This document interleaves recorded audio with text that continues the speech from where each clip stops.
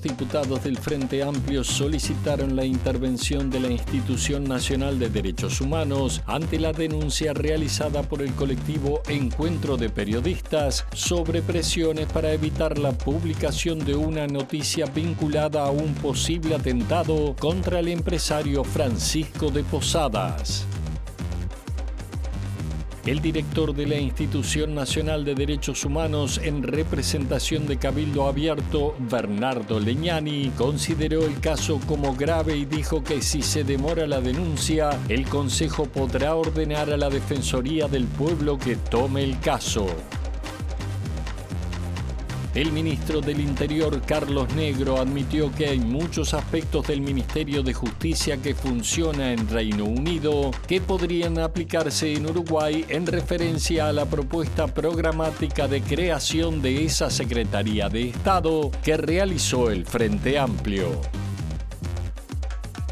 El plenario de la Cámara de Diputados votará mañana el proyecto de rescate de la Caja de Jubilaciones y Pensiones de Profesionales Universitarios y desde el Frente Amplio se apuesta a conseguir consensos en el proceso legislativo para evitar que la Caja de Profesionales quiebre. El senador Luis Alberto Heber del Partido Nacional anunció que será candidato a la presidencia del directorio de su colectividad y expresó que en caso de ser electo renunciará a su banca en el Senado.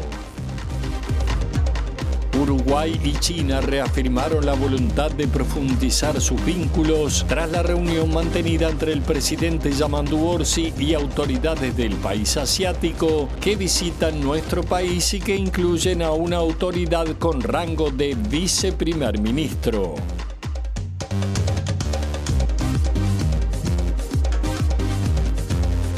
El desarrollo informativo, les contamos que el ministro de Relaciones Exteriores, Mario Lubetkin, dijo que tiene la convicción de que antes de fin de año el acuerdo entre la Unión Europea y el Mercosur será ratificado por los organismos europeos.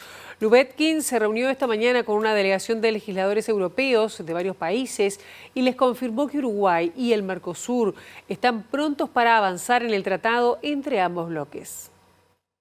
Yo destaco el hecho que una delegación bien importante de parlamentarios europeos, y destaco quienes están a favor y quienes están en contra del acuerdo, no era solamente quienes estaban a favor, vinieron a intercambiar opiniones ayer con los parlamentarios uruguayos y hoy con nosotros aquí en Cancillería.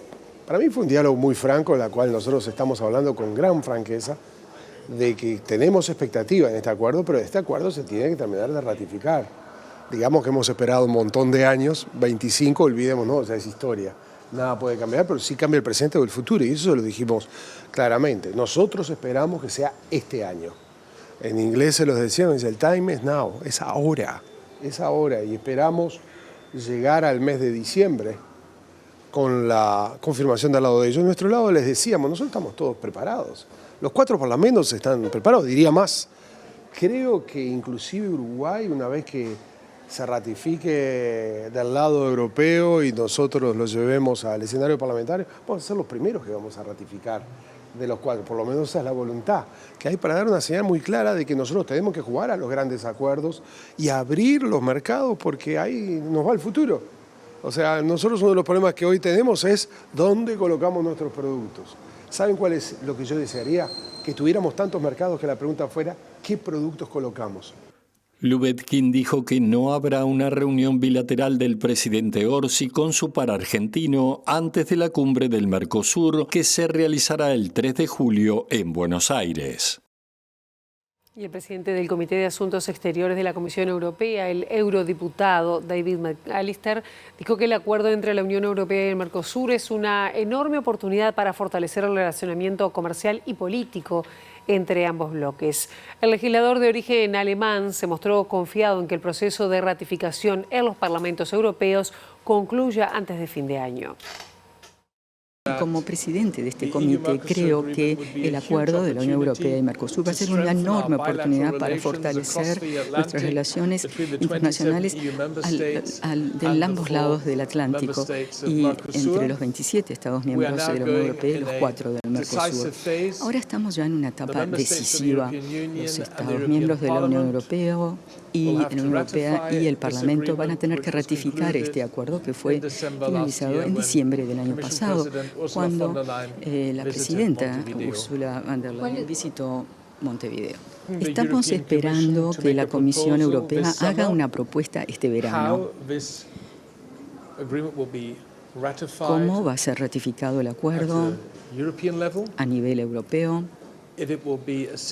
Si va a ser un acuerdo único o si va a estar separado en dos partes. Entonces, a esta altura necesitamos tener claridad sobre cuál va a ser la propuesta de la Unión Europea y después va a ser los Estados miembros los que van a votar a favor, una mayoría calificada para el acuerdo de cooperación económica.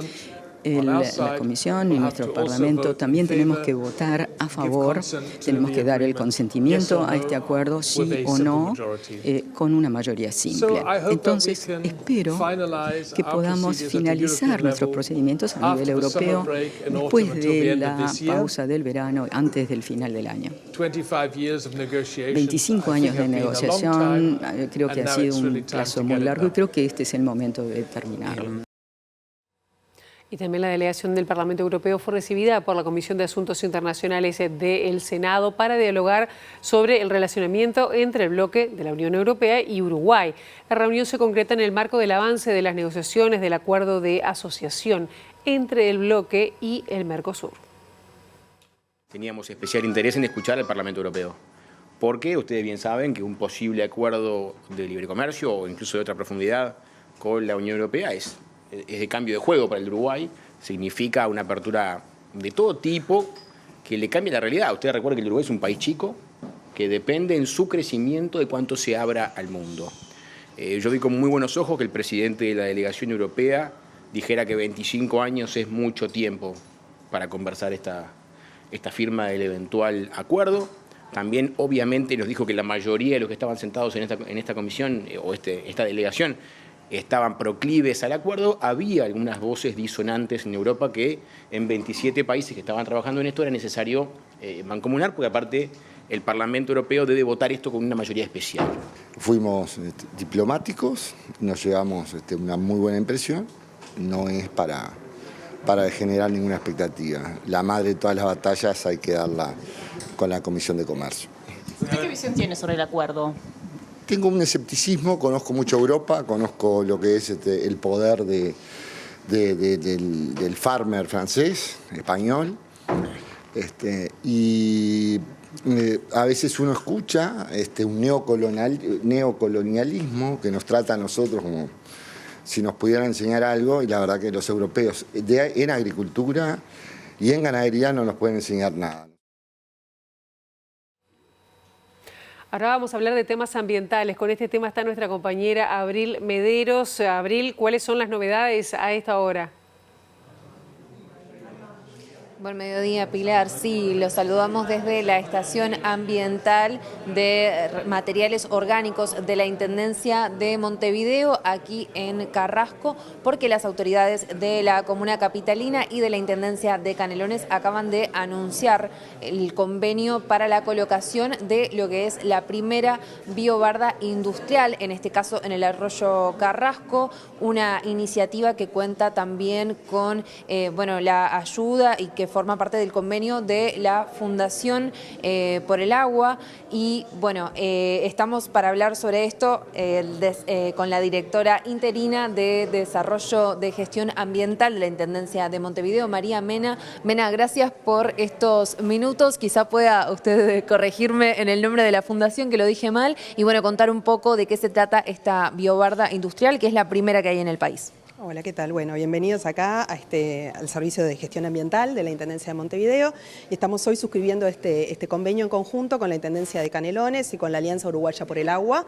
Es un trabajo que venimos desarrollando hace bastante tiempo, coordinado para tratar de intervenir en este curso de agua, que es un recurso compartido, una cuenca entre la Intendencia de Montevideo y de Canelones. Esto se enmarca, como decíamos, en un proyecto muy importante que ha venido desarrollando la Intendencia, que es el proyecto de áreas liberadas. En este proyecto nosotros lo que buscamos buscamos es recuperar cursos de agua, devolverles su calidad ambiental, su valorización y su espacio. Se han retirado más de 200.000 toneladas en estos 3 años de trabajo. Es un trabajo interinstitucional de toda la Intendencia de Montevideo, en conjunto con espacios públicos, con desarrollo social, con los municipios, con el territorio. Se han instalado espacios públicos de calidad para uso y disfrute de los vecinos y vecinas. Se ha también plantado muchas especies de árboles para una renaturalización de los cauces. Y además también hemos trabajado con muchas biobardas artesanales. Hemos trabajado con escuelas y con vecinos para desarrollar estas biobardas que son como una especie de retención en el curso de agua para poder retirar los residuos sólidos que llegaron al curso de agua. Retirarlos en un punto en concreto y poder proteger entonces ecosistemas más abajo. Por ejemplo, en este caso lo que estamos protegiendo es la playa Carrasco. Entonces nosotros, esas biobardas artesanales se pueden instalar en pequeños cursos de agua donde hay poco caudal, poca velocidad. En el caso del arroyo Carrasco, que es un curso muy importante, se necesita poner otro tipo de infraestructuras. Y esta infraestructura, que se ha trabajado en conjunto con la Facultad de Ingeniería también, y que en este caso estamos viabilizando con la Intendencia de Canelones y con la Alianza Uruguaya por el Agua, se trata de la primera biobarda industrial. Esta biobarda va a ser capaz de retener, retirar y así evitar la contaminación de la playa de más de 4 toneladas de residuos. Y vamos a trabajar en conjunto con la Intendencia de Canelones para retirar los residuos y dar una disposición correcta y proteger entonces ecosistemas aguas abajo. Bien, ¿cuáles son las características de este proyecto? El costo de la elaboración de esta biobarda, ¿dónde está colocada? ¿A qué se apunta? Bueno, esta biobarda va a estar colocada sobre el curso del arroyo Carrasco, a la altura de la calle Costa Hilar aproximadamente. Tiene una inversión de más de $110.000. En este momento se está, con la firma de este contrato, se está dando inicio a lo que es la orden de compra, a lo que es la importación de esta infraestructura. Empiezan los trabajos de movimiento de tierra, porque esto lleva un anclaje en el lugar, en el territorio, y esperamos que en unos próximos meses ya la podamos tener instalada y en funcionamiento para poder empezar a evaluar así los resultados y evaluar de qué otras formas podemos intervenir, combinando todas estas estrategias para mejorar la calidad ambiental del departamento. ¿Cuál es el costo de este dispositivo? La biobarda es del orden de $110.000. ¿Está previsto colocar otras de las mismas características en otros puntos del curso fluvial? En principio vamos a evaluar el resultado que obtenemos de esta, porque sí pensamos que esto puede ser un sistema que realmente permita mejorar la gestión de los cursos de agua en general y de los ecosistemas que protegemos también en particular. Muchísimas gracias. Bueno, la palabra allí de María Mena, directora interina de Desarrollo Ambiental de la Intendencia de Montevideo, en el marco de la firma de este convenio que coloca ahora sí la primera biobarda industrial del país. Volvemos a estudios. Gracias, Abril, y vamos con otros temas. Ya lo adelantábamos al principio, en el marco del 15º Congreso del PIT-CNT, representantes de la Asociación Judicial de Buenos Aires entregaron a sus pares de Uruguay una carpeta con archivos de inteligencia policial de la provincia de Buenos Aires. La secretaria general de ADEOM, Silvia Tejera, lo comunicó en una actividad por la memoria que realizó el sindicato de los municipales con la expectativa de hallar datos de personas detenidas desaparecidas en el vecino país. Se dio una situación bastante movilizadora para todos, supongo que ya deben estar en conocimiento. Los compañeros judiciales de Argentina entregaron al presidente de la Asociación de Funcionarios Judiciales del Uruguay una carpeta en la que hay archivos de la inteligencia argentina, en la que hay datos de compañeros desaparecidos de Uruguay.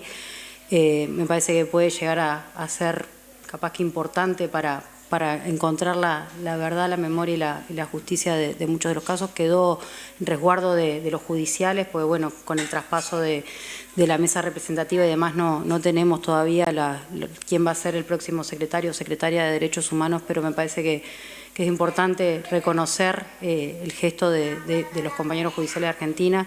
Muchos nos preguntamos por qué ahora, porque era una carpeta que tiene datos desde el 68 hasta el 97, por lo que nos dijeron, de muchos casos familiares de quienes fueron desaparecidos, pero bueno, creo que empezar a investigar en esos datos que hay ahora y capaz que podemos tener alguna noticia de alguno de esos compañeros y compañeras que estamos buscando, porque me parece que es un dato importantísimo para darlo en el marco también del sindicato.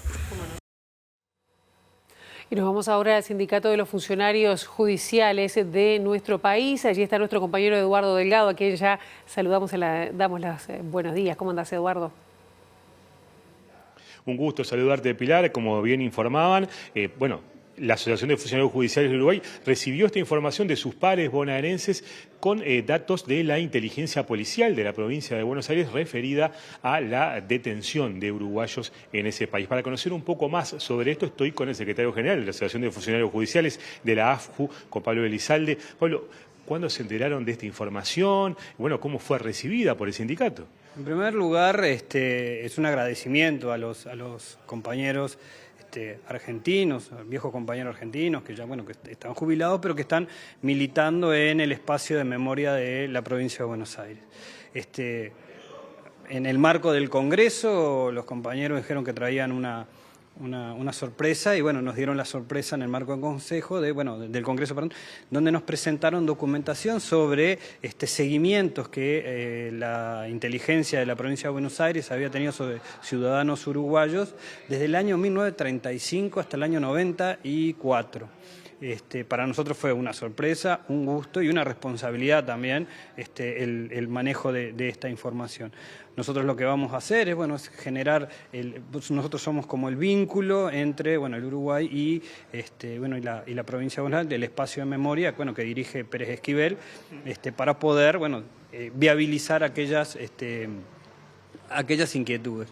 En la semana que viene también ya tenemos agendado una reunión con el PIT-CNT, con el Observatorio Luis Ibarburu, también para poder concretar algún tipo de trabajo en conjunto, incluso si sirven para las causas, o cómo podemos transitar esta etapa y ser el nexo entre Uruguay y Argentina.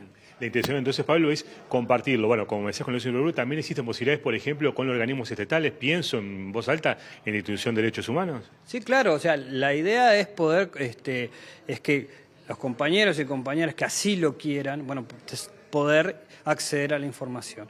Como es información sensible, probablemente haya que tener ciertos pasos, que es que nosotros vamos a trabajar con los compañeros argentinos, porque está el tema de la protección de los datos. Como está ahí todo un tema de protección de datos, armaremos de alguna forma el mecanismo para poder acceder a esa información. Actualmente nosotros tenemos que ver bien qué es la información que nos trajeron, sintetizarla y estaremos trabajando más profundamente para que se pueda acceder a esta información. Imagino que además de la sorpresa y el agradecimiento, demostrar la importancia, ¿no?, del trabajo justamente conjunto entre organizaciones gremiales de diferentes países, ¿no? No, eso es sin duda. Y sobre todo una cosa que quedó muy marcada y ellos nos manifestaban. Todo este año la marcha del silencio plantar justicia, plantar memoria, perdón. Esto es algo de eso, ¿no? Seguir acrecentando la memoria y también a su vez permitir que esto no vuelva a ocurrir, nunca más. Los compañeros que vinieron para la marcha, quedaron sorprendidos de la marcha y también decían, el sistema político tiene que hacerse cargo de estas 300.000 personas que en silencio dijeron nunca más. Es parte del nunca más, este archivo, esta documentación es parte del nunca más. Por eso es que nosotros lo que vamos a hacer es abrirla para que pueda, si sirven para las causas, si sirven para las cuestiones de memoria, para las cuestiones de memoria, para el acervo, para archivo. Esos son pasos que más adelante se darán con técnicos que así lo determinen. Pablo Elizalde, muchas gracias por estos minutos, muy amable. Gracias a ustedes por haber venido acá a compartir. Pilar, como decíamos, la Asociación de Funcionarios Judiciales recibió esta información de sumo interés, por supuesto, y de forma inesperada, que será analizada, como decía Pablo Elizalde, por los diferentes interesados en este tema. Muchísimas gracias, Eduardo. Y aquí venimos con otros temas y nos vamos al Parlamento porque los diputados Gabriel Otero y Pablo Intamuso del Frente Amplio solicitaron la intervención de la Institución Nacional de Derechos Humanos y Defensoría del Pueblo ante la denuncia realizada por el colectivo Encuentro de Periodistas sobre presiones para evitar la publicación de una noticia vinculada a un posible atentado contra el empresario Francisco de Posadas. La solicitud de ambos legisladores se trasladó al presidente de la Cámara de Representantes, Sebastián Valdomir. Le solicitamos al presidente de Cámara, a través del artículo 155 del Estatuto de la Cámara de Representantes, que esta nota llegue a la Institución de Derechos Humanos, preocupados por lo que es público, por el comunicado de los periodistas, donde se denotan por lo menos dos cuestiones que nos gustaría saber por qué se dieron. La primera es cubrir la nota y después bajarla. Queremos saber cómo se llegó, si fue efectivamente por presiones por parte de una de las partes, o fue una decisión de la empresa de bajar la nota, que eso ya de por sí nos parece grave. Y por otro lado, ver que es una noticia que es de interés público, claramente, y también lo dice el comunicado. Pero la información, en principio, nos parece un derecho inalienable, y bueno, sobre eso vamos y le pedimos a la Institución Nacional de Derechos Humanos que, bueno, pueda cumplir con alguna de esas averiguaciones, porque insisto, acá hay una autocensura, acá hay una censura, acá se cede a presiones, bueno, todo eso lo queremos saber. Nosotros acá entendemos que tenemos que saber hasta el último detalle de por qué se sacó de los primeros planos esta noticia, que insisto, es un atentado, es contra un empresario en este caso, pero podría haber sido con cualquier otra persona. Es una noticia que es de bien público y que debemos estar todos perfectamente informados. Por su parte, el director de la Institución Nacional de Derechos Humanos, en representación de Cabildo Abierto, Bernardo Leñani, dijo que para iniciar una actuación deben esperar que llegue una denuncia formal. No obstante, adelantó que en caso que se demore, el Consejo podrá ordenar a la Defensoría del Pueblo que tome el caso que definió como grave. Ante el planteo que salió en la prensa, y reitero, en la prensa porque es el único medio por el cual nos hemos enterado de esta situación, corresponde abordar en primer lugar a que llegue la denuncia, sin perjuicio de que si se demorara podríamos sí actuar de oficio, a través de la Defensoría del Pueblo, por ejemplo. Pero para eso, le aclaro, yo soy solo uno de los 5 miembros del Consejo y eso es una resolución que debe emanar del Consejo para que se indague. Le hago la última pregunta respecto a la presidenta de la institución, Carmen Rodríguez. Hay un planteo afuera de la sede de la institución, un cartel sindical, ha habido personas. ¿Cómo está la situación de las denuncias que ha recibido? ¿Cómo se está tratando eso y quién lo evalúa en todo caso?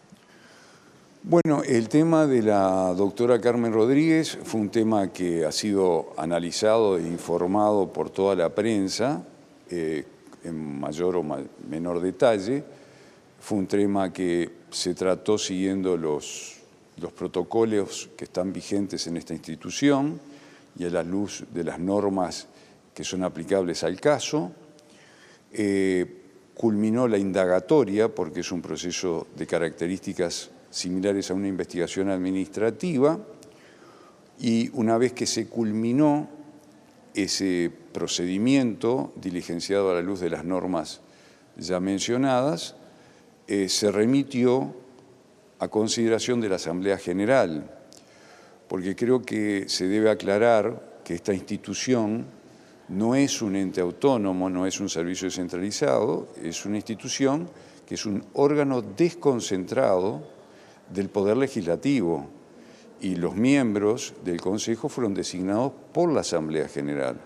Por lo tanto, la Asamblea General es nuestra jerarca y es a la Asamblea General a la que compete resolver en definitiva este procedimiento. Es decir, el procedimiento aún está en trámite. Hay una resolución del Consejo, pero esa resolución está a consideración y a estudio de la Asamblea General. Se mantiene en 17 grados la temperatura en estos momentos en Capital, 90% el índice de humedad. El ministro del Interior, Carlos Negro, dijo que hay muchos aspectos del Ministerio de Justicia de Reino Unido que podrían aplicarse en Uruguay. Esto en referencia a la propuesta programática de creación de esa Secretaría de Estado que realizó el Frente Amplio. Negro restó trascendencia a las críticas por ese viaje que realizó el exministro del Interior, Nicolás Martinelli. Las palabras del exministro corren por cuenta de él. Él, cuando fue ministro, habrá entendido necesario hacer uno de los tantos viajes que hizo. Nosotros creemos que este viaje era particularmente importante porque trataba fundamentalmente de dos aspectos que para nosotros son prioritarios, para el gobierno son prioritarios, como es la creación del Ministerio de Justicia y la preocupación por el auge de la cibercriminalidad. Entonces queríamos ver un modelo como el modelo del Reino Unido, que en ambas cuestiones hace punta verdaderamente, y todos sabemos lo que significa en materia de desarrollo jurídico el Reino Unido, ¿no? Es un espejo donde vale la pena mirarse. El ministro enfatizó que todas las acciones que puedan implementarse para mejorar la seguridad pública en general pasan por la incorporación de tecnología y adelantó que se está trabajando para concretar este objetivo en el próximo presupuesto quinquenal. Bueno, hay diversos sistemas tecnológicos para acceder al control y a la vigilancia. Tenemos sistemas de cámaras, pero no son los únicos. Tenemos también LPR, que significa la lectura de las matrículas de los vehículos. También estamos trabajando en un sistema de control de celular, matrícula, con un tag que pueda ser leído por la cámara, y la cámara biométrica, es decir, el rostro de la persona que va en el vehículo. Todos estos sistemas, también unidos a un sistema de arcos perimetral que controle la población que ingresa y que sale de Montevideo, entre otras. Estamos hablando de tótems para vigilancia de lugares públicos, estamos hablando de tótems más pequeños también para recibir denuncias sin necesidad de funcionarios policiales, para que sea autogestionable. Estamos trabajando en todo ese tipo de incorporación de tecnología. El plenario de la Cámara de Diputados votará mañana miércoles el proyecto de rescate de la Caja de Jubilaciones y Pensiones de Profesionales Universitarios, y desde el Frente Amplio se apuesta a conseguir consensos en el proceso legislativo para evitar que la Caja de Profesionales quiebre. La diputada Sol Maneiro del Frente Amplio respondió a alusiones de la oposición respecto a que no se acompañó el proyecto presentado en 2023, asegurando que la situación financiera no es la misma que en ese entonces.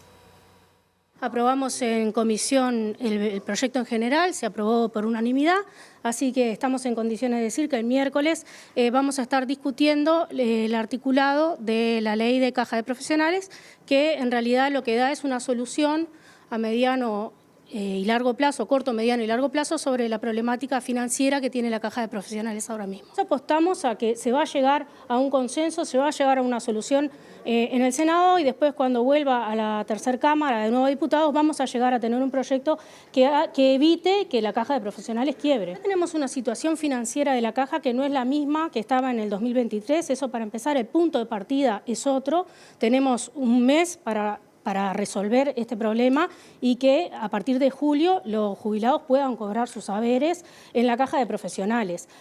Por eso la propuesta, y en realidad no entendemos mucho por qué una propuesta que también fue del oficialismo en su momento, en el 2023, ahora no la quieren acompañar. Las diferencias mayores están en el sistema de financiamiento de la Caja. Nosotros, como Frente Amplio, consideramos de que todos tenemos que poner un poco para solucionar el problema financiero que tiene la Caja. Tienen que poner un poco los activos, que es el aumento en los aportes, tienen que poner un poco los pasivos profesionales, ¿no? Siempre hablando de los pasivos profesionales, y también rentas generales, y la sociedad también va a poner un poco con esto del ajuste por el índice medio de salario de los timbres. Consideramos que no es justo cargar al Estado y a la ciudadanía con todo el peso de la financiación de la Caja de Profesionales, y nos parece que esto es una solución equilibrada. Por su parte, el diputado Conrado Rodríguez del Partido Colorado valoró que el trabajo de la oposición con respecto a este proyecto de ley de reforma de la Caja de Profesionales fue responsable. El legislador sostuvo que si se hubiera aprobado el proyecto presentado en 2023, la situación gravosa que atraviesa la Caja se podría haber evitado. La oposición, de manera responsable, presentó una alternativa. La alternativa de financiamiento estaba dada en la posibilidad de un endeudamiento por parte de la propia Caja, en el ajuste de los timbres y en las transferencias que tenía que realizar el Estado. Entendíamos de que una vez que el gobierno había venido a la comisión y nos había dicho de que estaban dispuestos a generar un instrumento para poder generar un endeudamiento de la Caja, incluso hasta 300 millones de dólares en unos cuantos años, a partir de ese anuncio entendíamos de que no era necesario poder plantear la creación de una prestación coactiva para los jubilados. El Frente Amplio entendió de que esto no es así, de que había que crear ese impuesto. Finalmente, en el día de hoy se votó solamente con los votos del Frente Amplio la creación de este impuesto, conjuntamente con la suba de aportes a los activos. Nosotros estuvimos en desacuerdo porque entendemos de que esto tiene efectos negativos, ya ha quedado demostrado en los últimos tiempos. Cuando se subió el aporte de los activos, mucha gente terminó haciendo declaración de no ejercicio, muchos profesionales se bajaron de categoría y por lo tanto el efecto que supuestamente buscaban de mayores ingresos no se terminó dando en la práctica. Terminamos sí votando en general, y esto es muy importante, el Partido Colorado terminó votando en general el proyecto de ley porque entendemos que es muy importante para el país de que la Caja de Profesionales Universitarios tenga una salida. Y lamentamos que en el año 2023 no se haya acompañado el proyecto de ley de la coalición, que hubiera evitado muchos de los problemas que tenemos en la actualidad y en cuanto a lo gravoso de este proyecto de ley. El senador Luis Alberto Heber del Partido Nacional anunció que será candidato a la presidencia del directorio de su colectividad y expresó que en caso de ser electo renunciará a su banca en el Senado. Además, puso énfasis en que no integrará ninguna lista en las próximas elecciones. Nosotros estamos dispuestos a renunciar al Senado de la República, de modo tal de dedicar todo nuestro tiempo, nuestra energía y nuestra experiencia a generar las renovaciones que el partido tiene que tener en todos los ámbitos y la dedicación exclusiva que tiene que tener esta posición. En esta oportunidad es muy importante además decir que no solamente vamos a renunciar al Senado para dedicarnos al partido, sino que además no vamos a ocupar ningún cargo electivo en las próximas elecciones. De modo de no generar la suspicacia interna de que el trabajo que se hace en el partido va en beneficio de determinado sector o de determinado individuo. En este caso yo creo que lo más importante es no solamente la renuncia al Senado, sino también el anuncio de que no voy a estar en las próximas listas. No es un tema de cansancio, es un tema de prioridad. Hoy los tiempos llevan a que la dedicación para administrar un partido tenga que tener exclusividad. Hoy, como están dadas las situaciones, es muy claro que Javier, mi amigo Javier y mi amigo Álvaro, Álvaro no ha dicho esto públicamente, el sector de Aire Fresco sacaría una candidatura. Muy bien, me parece legítimo. Preferiría que no, preferiría que pudiera haber unidad. Último bloque de MBD Noticias. Les contamos que el ex rector de la Universidad de la República, Roberto Marcarián, dijo que el país debe abrir más universidades públicas y que es un error que la mayor casa de estudios se esté acercando a una estructura de 200.000 estudiantes. Marcarián dijo que hay una distancia entre los discursos políticos y la inversión en educación y que son las sociedades de países pobres a las que les cuesta más invertir en ramas científicas vinculadas a la producción. Podemos dar, porque yo fui gobernante de la universidad, claro, podemos dar discursos sobre que tenemos que hacer todo eso y al final cuando tenemos que invertir, cuando tenemos que cambiar la cabeza, cuando tenemos que modificar la Universidad de la República o cuando tenemos que modificar la enseñanza primaria, no lo hacemos. Y eso yo no hablo mal de nadie, digo que a las sociedades de los países pobres o con menos desarrollo industrial en particular, le cuesta invertir en las ramas que tienen que ver directamente un impacto en la producción y en la economía de alto nivel. Y eso ya es otra cosa, eso es economía y política. Claro. Consultado por el proceso de elección del nuevo rector de la UDELAR, tras la renuncia de Rodrigo Arín en diciembre para asumir como director de la Oficina de Planeamiento y Presupuesto, Marcarián dijo no seguir de cerca el tema, pero sí se expresó por la necesidad de cambio de la educación pública. Sobre los cambios de la institución, yo he pensado desde hace muchos años, no es anterior a ser rector, que la universidad tenía que hacer un esfuerzo porque hubieran más universidades en el país. ¿Públicas o privadas? Públicas. No, hablo de lo público. Yo creo que hay que hacer un esfuerzo por incrementar la inversión pública en educación y la existencia de una institución que ahora va hacia los 200.000 estudiantes, como va a pasar dentro de 3 o 4 años, me parece que es un error del país. El país tiene que modificar su estructura educativa. Uruguay y China reafirmaron la voluntad de profundizar sus vínculos tras una reunión mantenida entre el presidente de la República, Yamandu Orsi, y autoridades del país asiático que visitan nuestro país y que incluyen a una autoridad con rango de viceprimer ministro. Luego de la reunión con Orsi, la delegación visitante compartió la cena con la vicepresidenta Carolina Cose.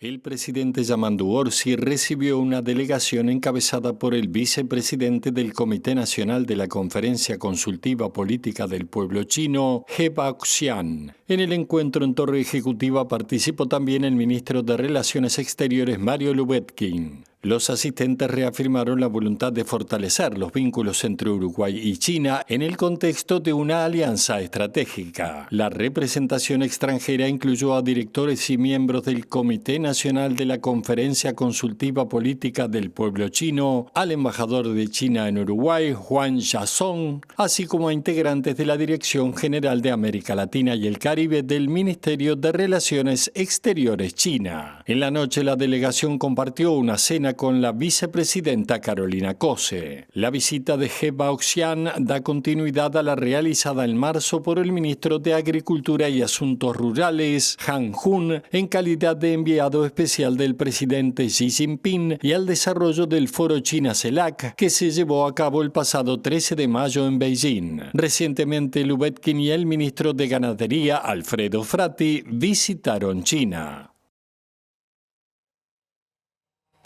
El mundo después de 100 días de Trump fue el título de la conferencia que brindó el sociólogo Juan Gabriel Totaclian, especialista en política exterior, narcotráfico, terrorismo y crimen organizado, en el anfiteatro del Ministerio de Relaciones Exteriores. Habló de la continuidad exacerbada de Trump en políticas de anteriores presidentes estadounidenses y marcó la necesidad de luchar contra una hegemonía dominada por Estados Unidos y también por China. Usualmente de que estamos en una era de la incertidumbre, yo diría que hace tiempo dejamos la incertidumbre. Estamos en una era de la peligrosidad, porque no estamos habituados a convivir en un orden internacional no hegemónico.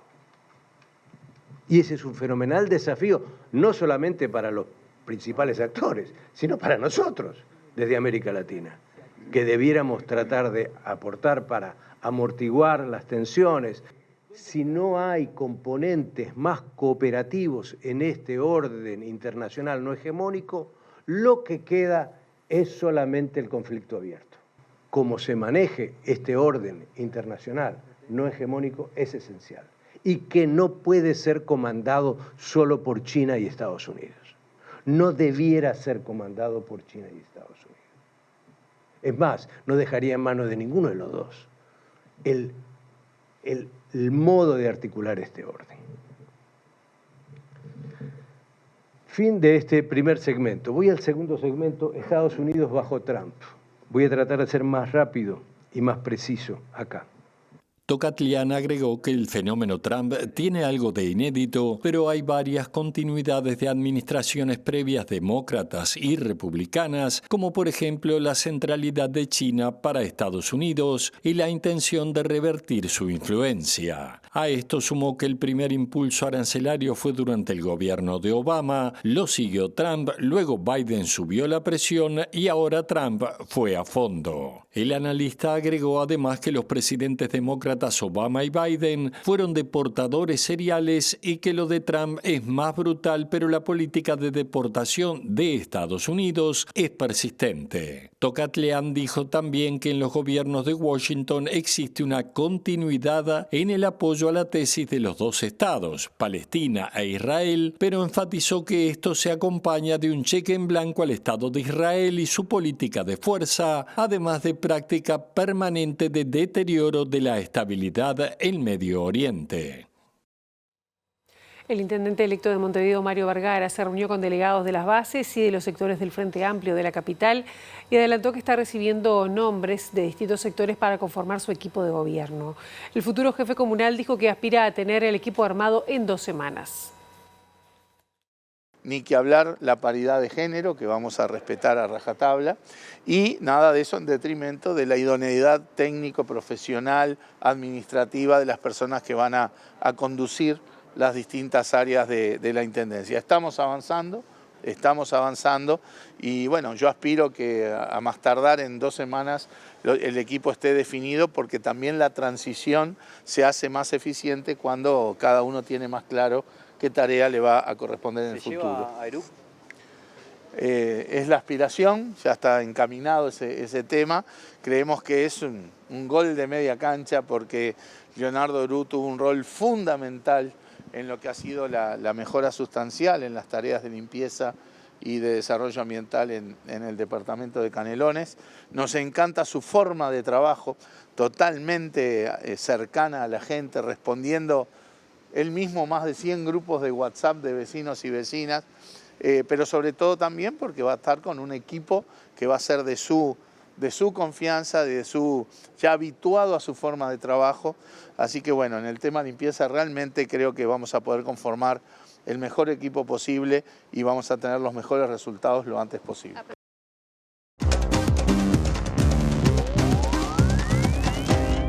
La Armada rusa inició este martes maniobras navales en el mar Báltico con participación de más de 20 buques, además de aviones y helicópteros, anunció la flota del Báltico. En los ejercicios participan unos 3.000 hombres, cerca de 25 aviones y helicópteros y hasta 70 equipos militares, según precisa la nota castrense.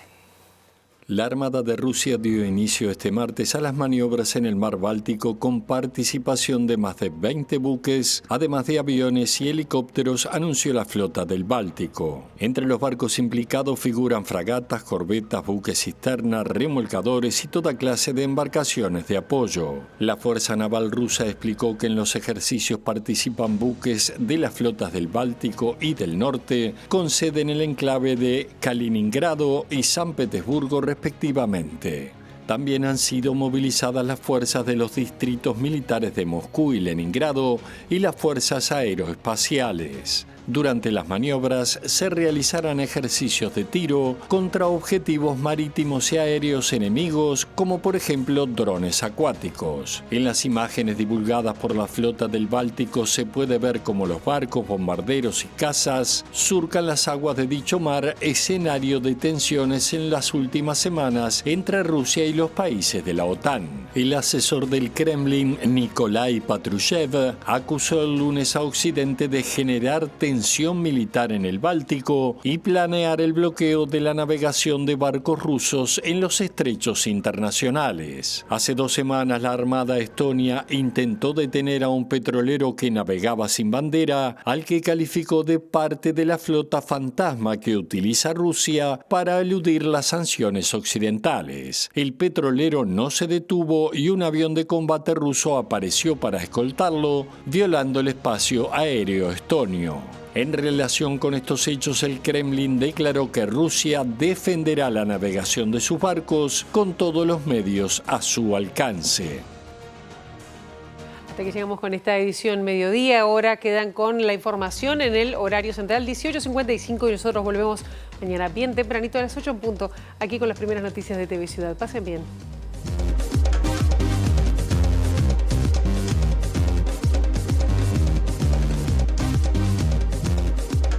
2 diputados del Frente Amplio solicitaron la intervención de la Institución Nacional de Derechos Humanos ante la denuncia realizada por el colectivo Encuentro de Periodistas sobre presiones para evitar la publicación de una noticia vinculada a un posible atentado contra el empresario Francisco de Posadas.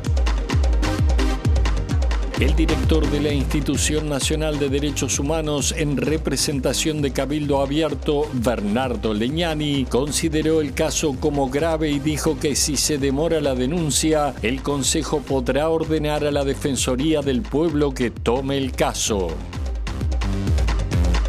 El ministro del Interior, Carlos Negro, admitió que hay muchos aspectos del Ministerio de Justicia que funciona en Reino Unido que podrían aplicarse en Uruguay en referencia a la propuesta programática de creación de esa Secretaría de Estado que realizó el Frente Amplio.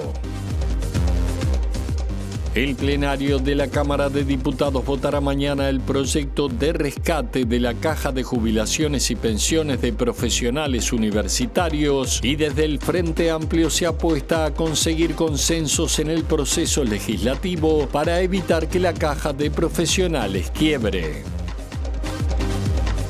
El senador Luis Alberto Heber del Partido Nacional anunció que será candidato a la presidencia del directorio de su colectividad y expresó que en caso de ser electo renunciará a su banca en el Senado.